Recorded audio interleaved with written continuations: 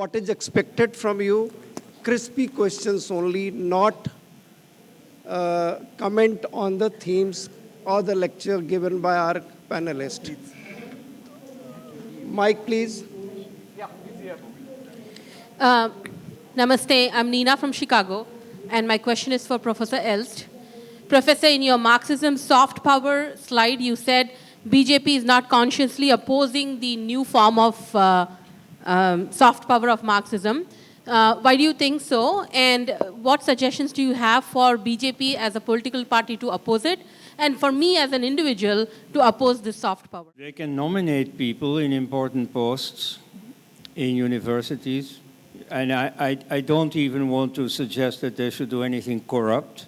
I mean, I know that if you put up enough rupees, you can buy a teaching post in a university. But that's not at all what I mean.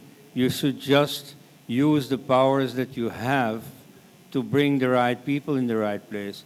And so they themselves keep playing this game, like BHU. I know that's a university I know quite well. You see the last but one vice chancellor was a JNU product. He immediately used his power to nominate a maximum of leftists, and the atmosphere in BHU, which used to be very traditionalist, has palpably changed for the worse. So this can be done in the opposite direction, only I don't see it happening. You know, I mean, the left in India and their dupes in the West are, you know, painting this picture of, you know, saffronization of education and so on. There is nothing to it. like I know the situation in the Indian Council of Historical Research, you see, which for the last 10 years, you know, has seen a few good people. Mostly, you know, it's a you know, a parking place, you know, to put RSS gerontocrats who are not historians, or if they are, you know, don't do much with it, don't have the dynamism to be a factor of change. So they completely waste their chance. I read on the left side, for example, that about the Aryan invasion question, you know, the out of India theory totally systematically being identified with RSS BJP. Now, I know from practice, I've been in the middle of this debate for 30 years. I know that there is absolutely nothing on their side. Like, for instance, in a recent speech, Narendra Modi himself spoke about Adivasis. You see, that's a term strongly pushed by Rahul Gandhi, very explicitly. But so very many mindless Hindus use that term not knowing any better, whereas that's a critical expression of the Aryan invasion worldview, that the tribals are the original inhabitants and all the rest are invaders. I mean, you see, the intellectual struggle is going on, but it's not waged by the present government. And so fortunately, largely thanks to the new technology and to the atmosphere of liberalization, there is much private initiative. You know, there are plenty of new, you know, online media and YouTube channels and so on, where the message is being spread. But so this is not done by the government. Perhaps in the long run, that's a good thing. You see, you can't truthfully say, oh, this is just a BJP operation. It's not. Thank you. Hello, This side. I'm Rabindra Jain from Myanmar. My question to Mr. Bikram, what is the solution so our future generation can read the true and Hindus or Sanatan history? Thank you. Thank you. I don't think the solution can be very simply put. But I would always reiterate that there is absolutely no alternative to scholarship. There has to be knowledge production, and that is imperative. And I would again like to bring that sense of alarm and urgency among the crowd here. Because we can go on till the cows come home, say, let's remove Romila Thapar and Irfan Habib and all these people from the syllabus. But if you remove or dislodge, say, her authoritative and very definitive book on ancient Indian history, what is the alternative? Where has our side ever invested in writing another alternative perspective to ancient India or medieval India from a different perspective? So therefore, in the universities across Bharat, or more perversely, the UPSC examinations and so on, the same R.S. Sharma, D.N. Jha, Romila Thapar, and all these people will continue to be read because there is no other alternative. So the only alternative I would reiterate is an urgent investment. If the government, as Dr. Elst is not currently looking at that as one of its priorities, I think it should come through private initiative, through corporate initiative, through private individuals. And I'd like to take this occasion to just bring to the attention of everyone here a very, very small baby step that at least I have taken in this regard. Just last month, I announced the foundation of a new institution called the Foundation for Indian Historical and Cultural Research. Thank you.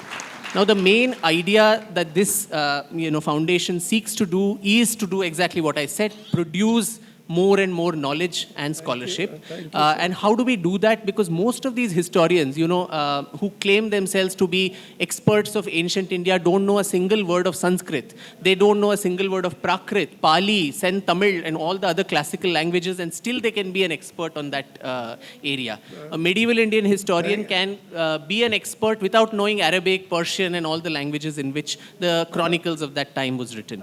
Now, today, me as a modern historian, if I have to learn these languages, it will take me a couple of lifetimes. So the idea is, why not have multidisciplinary, focused research groups, which brings together a modern historian, a Sanskrit Pandit, a Pali or Prakrit, scholar, a geologist, an archaeologist. All these people, geneticists maybe, for what Dr. Elst was talking about, the Aryan invasion, we need to look at epigenetics and endogamy and all of these different fields. These have never spoken to each other. They've all operated in silos, and historians have not interacted with them. Sanskrit Pandits are only concentrating on the linguistic aspect or the Karmakand and so on, and not looking at Sanskrit knowledge for historical research.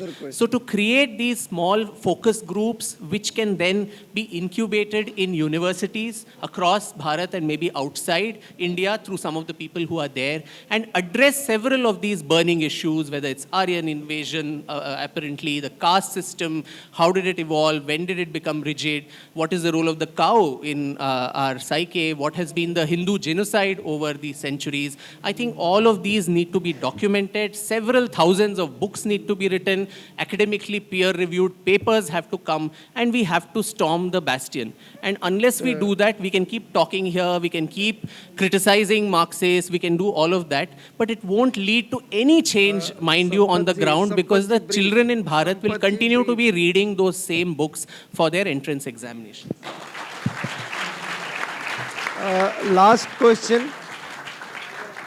One last question only. This question is to Vikram. And first of all, thank you very much for this very enchanting, lovely discussion.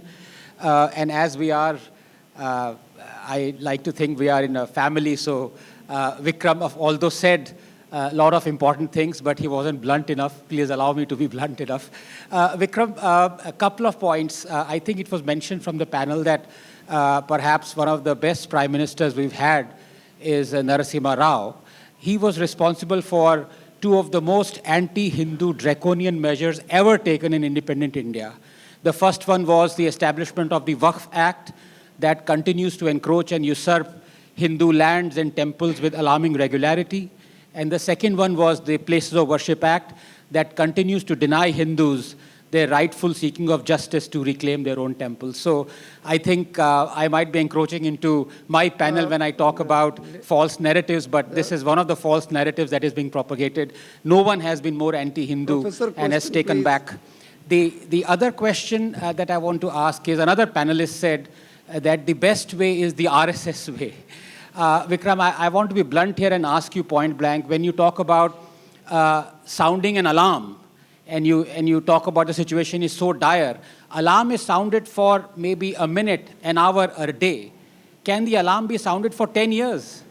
So if this is the way where it takes 10 years for you to sound an alarm, and is it that you hit the change or the change hits you? I'm afraid the RSS, although is a wonderful organization, and absolutely my compliments to it, but it waits for the change to hit it rather than it hits the change. What do you have to say to that? Not necessarily. Not. I would agree with you that I think, the being in power also means you need to exercise that power. And as I think Professor Elst also said, you need to show that you are in power. There, I think there is a huge slip between the cup and the lip. And I think part of that is also, Anand, I would like to take the blame on all of us as civil society too, because we have not made it amply clear to the power structures in the country that, reform of our education, particularly our historical discourse, is of paramount importance to all of us. And till that is done, till the alarm is sounded as a collective, if given our population demographic, if crores of people actually sign petitions and send it to the government of India saying this is something that we would want to be done urgently, this is something that connects so deeply to our ethos, to our identity, and what our children are going to and grandchildren are going to be studying growing up, and you need to do it, I think no government or no organization can afford to ignore it. We are also callous about it. And the government, I think, represents the worst among all of us. And so that is why they also have other priorities, economy, military, all the other things take precedence. In the education scheme too, correcting the historical narrative, therefore, becomes the last of the priorities. I think through this Congress, if lots of people have an online petition and send it to the Honorable Prime Minister saying within the next 6 months, we want our history textbooks for our children and grandchildren changed, and that is a demand on which we will vote you back or not in 2024, dare you any party or RSS or anyone will dare to ignore them? India, Hindus are 15% of the world's population. We are 3% of world GDP. Can this group of people commit 100 crore rupees in the next 2 years to fund historical research? Conrad Est has been writing, nobody funds him. Salvador has been writing, nobody funds him. Vikram has been writing, nobody funds him. Can we form a group of 10 people here? Please put up your names. We'll join together with Swami Vigyananda to collect 100 crores from 2,000 people over the next 2 years to fund historical research, the books that they are all write, to change the narrative. Please stand up and volunteer and give your name to the professor and to Swami Vigyananda. Otherwise, all this is no use.